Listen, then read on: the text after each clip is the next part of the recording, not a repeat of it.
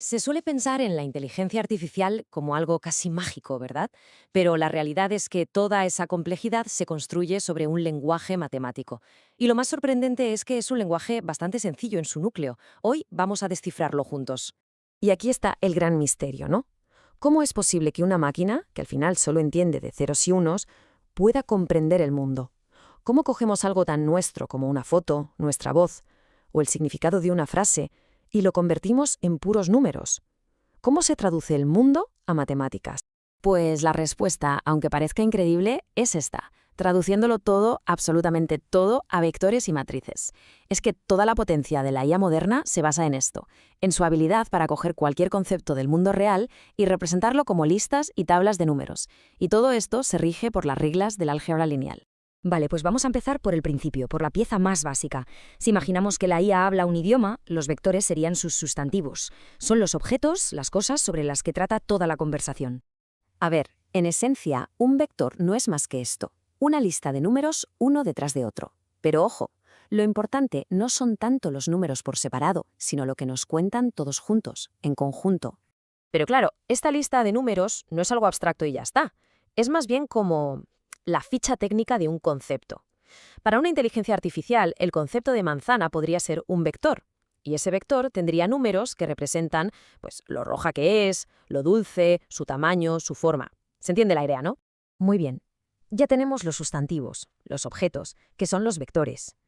Pero, ¿y la acción? ¿Qué hacemos con ellos? Aquí es donde la cosa se pone interesante, porque entran en juego las matrices. Si los vectores son los sustantivos, las matrices son los verbos. Son las que cogen esos datos y hacen cosas con ellos. Una matriz, a primera vista, no parece gran cosa. Es una tabla de números, una cuadrícula, sin más. Pero su verdadero poder está en que dentro de ella hay instrucciones. Cada uno de esos números es como una pequeña regla que le dice al sistema cómo tiene que cambiar la información que le llega en un vector. Y aquí está la clave de todo. Cuando oímos que una IA procesa información, lo que está pasando de verdad es esto. Está multiplicando un vector de entrada por una matriz. La matriz funciona como un filtro, ¿de acuerdo? Coge la información original, la reorganiza, resalta unas cosas, quita importancia a otras y al final nos da un vector nuevo, es decir, una nueva visión de los mismos datos. Venga, vamos a meternos un poco más a fondo. ¿Qué significa eso de filtrar o transformar un vector? Pues, si lo pensamos de forma visual, es como si estuviéramos remodelando el espacio donde viven nuestros datos. Por ejemplo, una de esas transformaciones puede ser una simple rotación. Es como girar un mapa. La ciudad sigue siendo la misma, pero al girarlo la vemos desde otra perspectiva. Pues una matriz puede hacer justo eso con los datos, girarlos para encontrar ángulos nuevos, relaciones que antes no se veían. Otra cosa que puede hacer es escalar. Esto es súper intuitivo, es como hacer zoom en una foto. Al hacerlo, la IA puede decidir dar más importancia a ciertas características del vector original o, al contrario, hacerlas más pequeñas para que no influyan tanto. Y quizá una de las transformaciones más potentes de todas es la proyección. Pensemos en un objeto en 3 dimensiones, que proyecta una sombra en 2 dimensiones.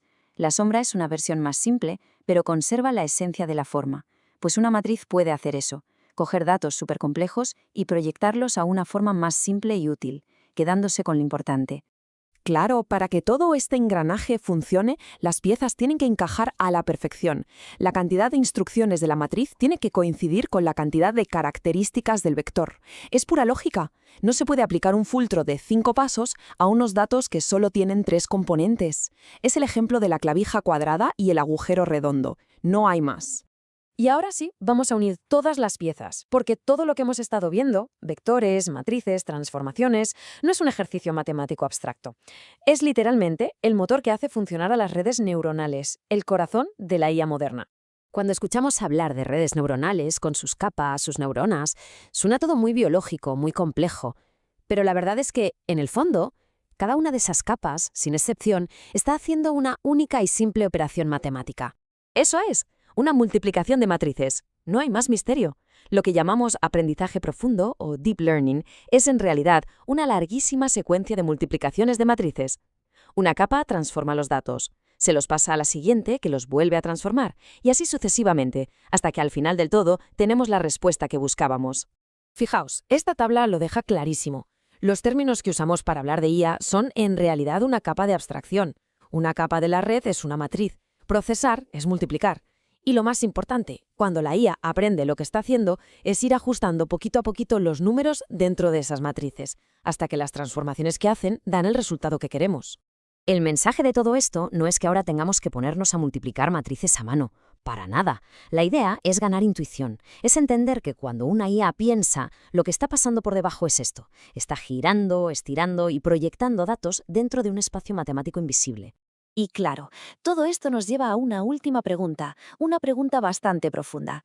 Si al final todo se reduce a una cadena de operaciones matemáticas predecibles, ¿dónde está la inteligencia de verdad? ¿Estamos creando algo que piensa o simplemente una calculadora increíblemente sofisticada? La respuesta, bueno, la respuesta quizás sea la que define el futuro de este campo.